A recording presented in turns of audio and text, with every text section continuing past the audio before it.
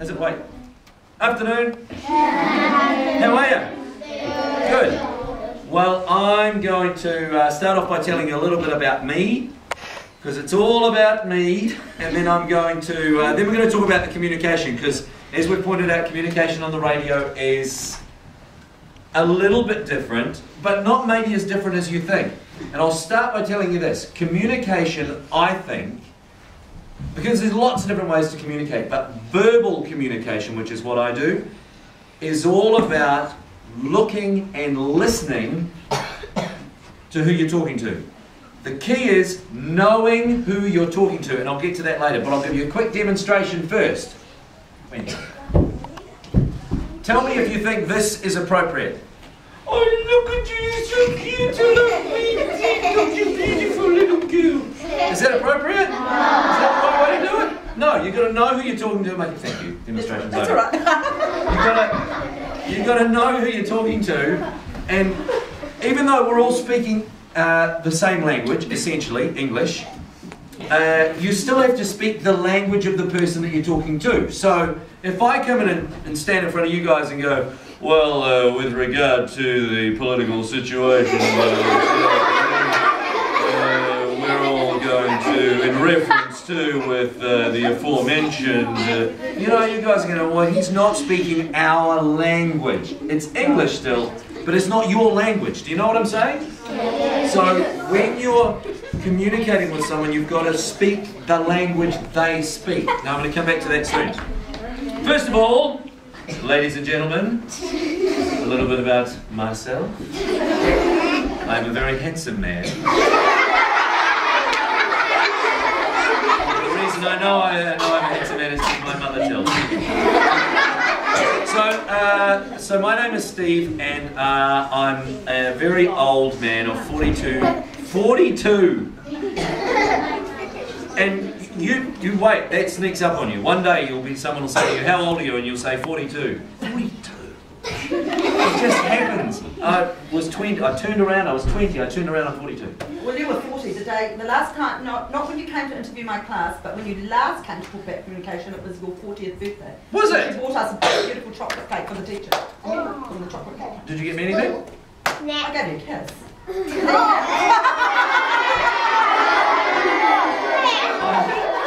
I'm married now, so we can't have that. So, look, let me tell you this.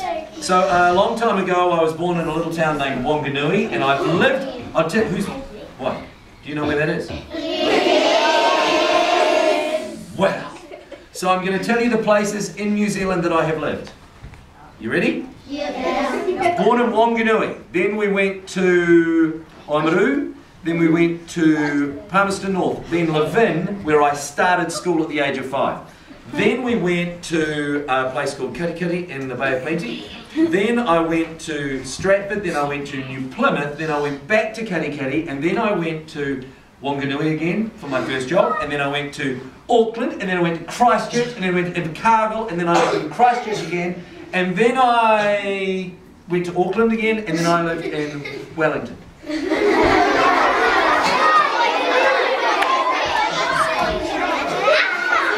I've been everywhere, man, I've been everywhere. So that's where I've lived, and I always wanted to be, well not always, but since I was, you know what I wanted to be when I was little? How old are you?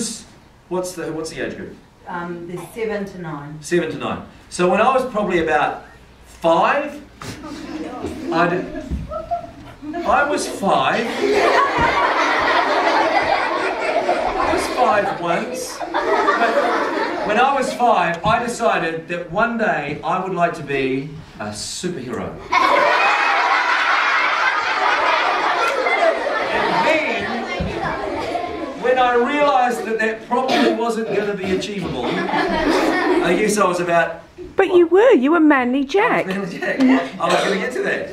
The dream came true. Sorry. But I realised that might not be as realistic as I'd hoped. Because when I was 5, I thought I could be a superhero. I used to daydream that I had actually come from another planet and been adopted by my mother, because I didn't like my brother very much. So I thought, be cool if he wasn't really my brother, and I thought I could be adopted, and then maybe when I'm 7 or 8 years old, my powers will come out. I'll actually be able to move trucks with my brain. But anyway, that wasn't going to happen, so I decided that I would be a policeman. It's not funny, I could be a policeman.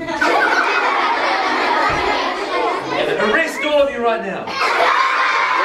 So, anyway, when I was a little bit older, so I went through policeman, then teacher, but I realised there's no money in that. So I decided when I was 12 years old, I decided that I wanted to be a radio announcer, and that's how it stayed for the rest of my life. I decided I wanted to be a radio announcer. So when I left school at the very old age of 17, I went off to try and find my fame and fortune. I had a bag under my arm, and I went off. Well, I didn't really. I rode my motorcycle to the big city of Wanganui again, and as already mentioned, I lived there again. I sort of tried to find work in radio, and then I went and did a course, and then I got my first job in Invercargill. Who knows where Invercargill is? Who's been to Invercargill? Have you really? It's cold, eh? It's freezing, man! So I went down to Invercargill and I worked there, and then... Settle down, please. And then I went and worked in a TV show called What Now? Bill. Yeah, that's right. Alex. So I was a presenter of the show What Now, and I played the part of a superhero. There was a character on the show, and that's a long time ago, but the character on the show was called Manly Jack.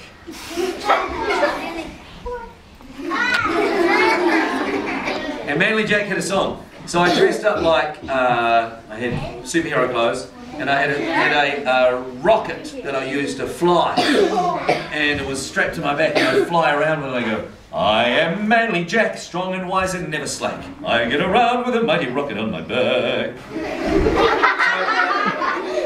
I worked in television for a little while, and I was a reporter on the news, and I worked on a TV show called Target, and then I came to Wellington, and I started work just over 10 years ago on The Breeze.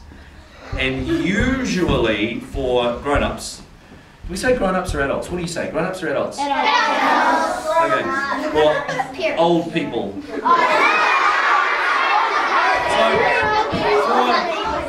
For adults, usually when I talk about my job, because I start my work, I get to work at 4:30 in the morning. Wow. Which means my alarm goes off at 4 in the morning, and it takes me about 25 seconds to have a shower, and then I get dressed, and then I get in the car, and I get to work. So, most people when they hear about my job go, oh man, you start early? And it's true. I start early and I finish a little bit early, and then I can go home and enjoy the beautiful weather that we have here in our So that's a little bit about me, and that's where I started. Now let's get to the communication thing. Remember I was saying that in my job I talk for a living. That's what people pay me to talk and play music. That's a pretty good job, isn't it? So I have to talk to people. Now, remember I said that you have to know who you're talking to. Do you guys know why we communicate with people? Why do we communicate with people? Yeah.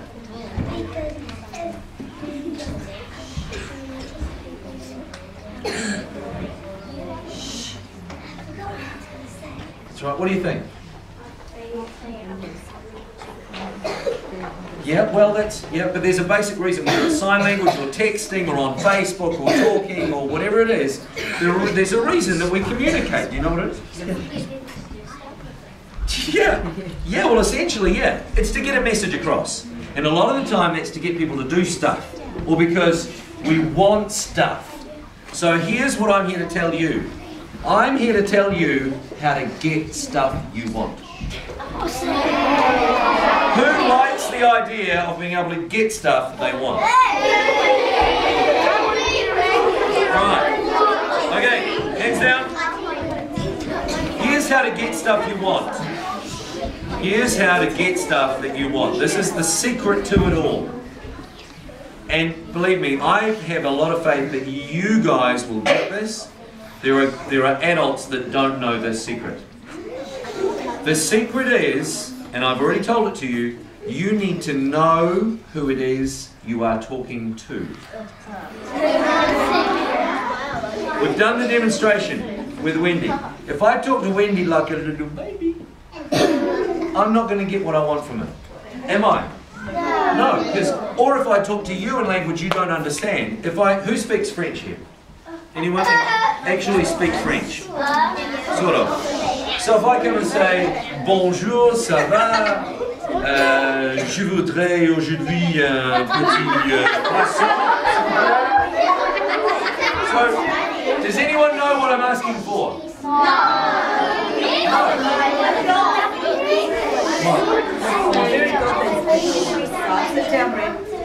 No. I asked you if I could have a croissant. So, the point is, I'm not speaking your language. Who would that be appropriate with? French people!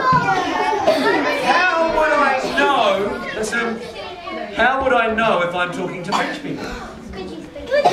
How? Because they will talk to me in French. So the key to knowing who you're talking to is looking and listening. You need to look and see this person is young or old or in between, whatever it is. You need to listen and hear what language they speak and the kinds of words they use.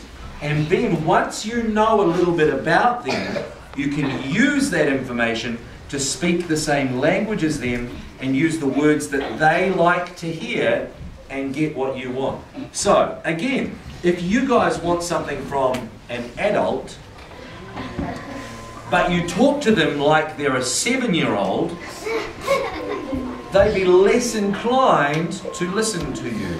Do you know what I'm saying?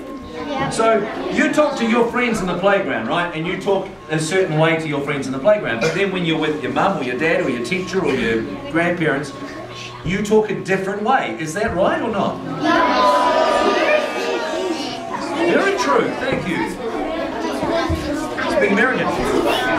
So what I'm trying to say to you is that in my job,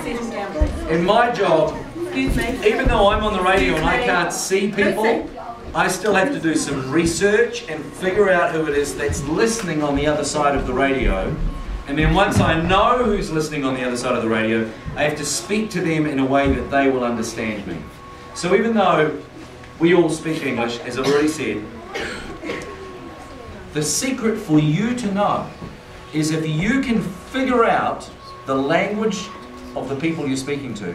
And what I'm saying is the kinds of words they use and the way they use them. If you listen a little bit to the way they speak, and then you speak the same way back to them for the stuff you want and the things you want to achieve, then you'll have much more success in getting the stuff you want.